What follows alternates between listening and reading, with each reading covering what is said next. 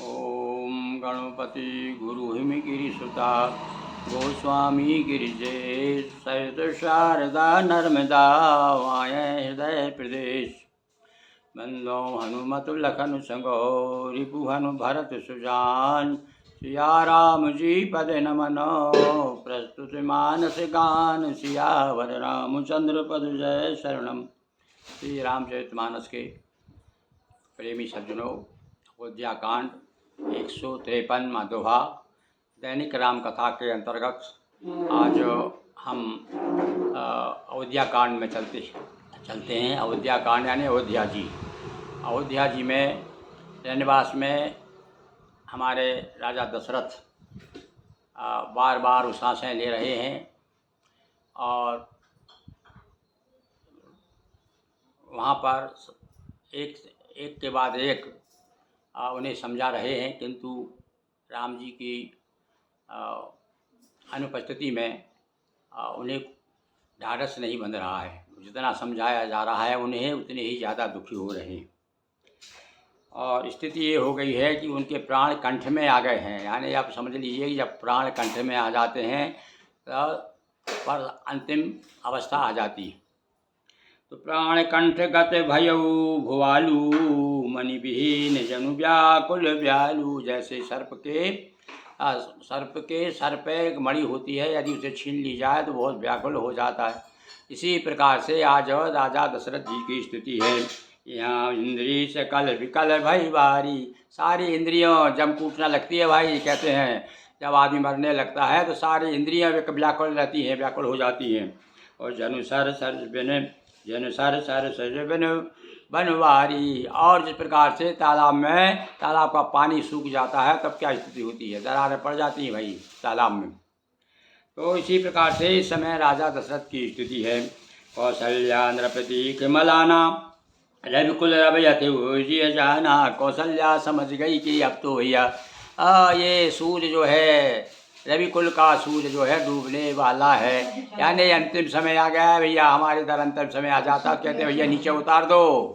तो अब समझ गई, कौशल्या जी समझ गई कि अब सूर्य डूबने वाला है। धरि धीर राम महतारी बोली बचन समय अनुसारी।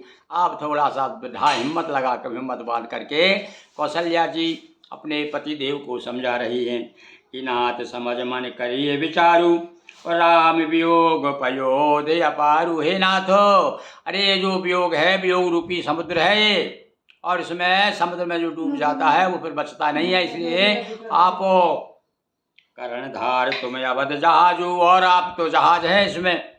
भगवान राम का वियोग जो है, हमारे पुत्र का वियोग आपको समुद्र है और उसमें आप जहाज हैं, और ये जहाज डूब जाएगा। इस जहाज में सारे लोग, सारा अवध बैठा हुआ है, और आप जो जहाज डूब जाएगा तो आप जहाज की तरह हैं। तो क्या सकल चढ़े हुए सकल प्रिय पथ के समाजू। सारे लोग उस पर चढ़े हुए हैं। और धीरज धरिए पाइए पारू। आप धैर्य धारण करेंगे तो पार लग जाएंगे, जहाज उस पार लग जाएगा। नहीं तो जहाज डूब गया तो समझ लीजिए डूबोड़ई सब परिवार, सारा परिवार बुड़ जाएगा, डूब जाएगा। जो जिए धरिए विनय पिय मोरी।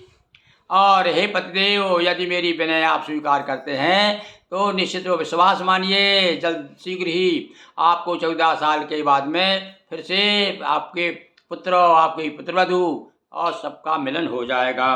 प्रिया बचन सुन मृदु सुनता नृपचित वै आँख उघार। जब इस प्रकार से मीठे वचन से कौशल्या जी ने कहा तो फिर बड़ी मुश्किल से आँखें उघाड़ी और यानी आँखें खोली।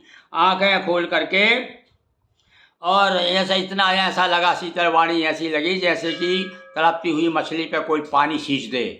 क्योंकि पानी के बिना तो मछली मर जाती है, थोड़ा सा भी पानी मिल जाता है तो थोड़ी उसकी शीतलता आ जाती है, व्याकुलता कम हो जाती है। ऐसे ही थोड़ा सा इस प्रकार से समझाया कौशल्या जी ने तो थोड़ी सी सांत्वना प्राप्त हुई। थोड़ी सी हुई भाई, क्योंकि अभी तो कंठगत प्राण है, अब प्राण जाने वाले हैं। और आज तो भैया हम यहीं तक विश्राम लेते हैं। कल जो है निश्चित रूप से आप देखेंगे कि भरम और दशरथ जी की क्या स्थिति होती है। बोलिए सियावर रामचंद्र की जय। यदक्षरम पदम भ्रष्टम मात्रा हीन भवेत् क्षमतां देव प्रसीद परमेश्वर। हाँ भाई, कितनी देर है रे बच्चों, भगत हो लोगों? बस 5 मिनट आ रही बड़ी भाई। हम्म? बड़ी भाई आ रही है 5 अच्छा बस ठीक है, तब तक बड़ी भाई आ रही, तब तक ये कौन?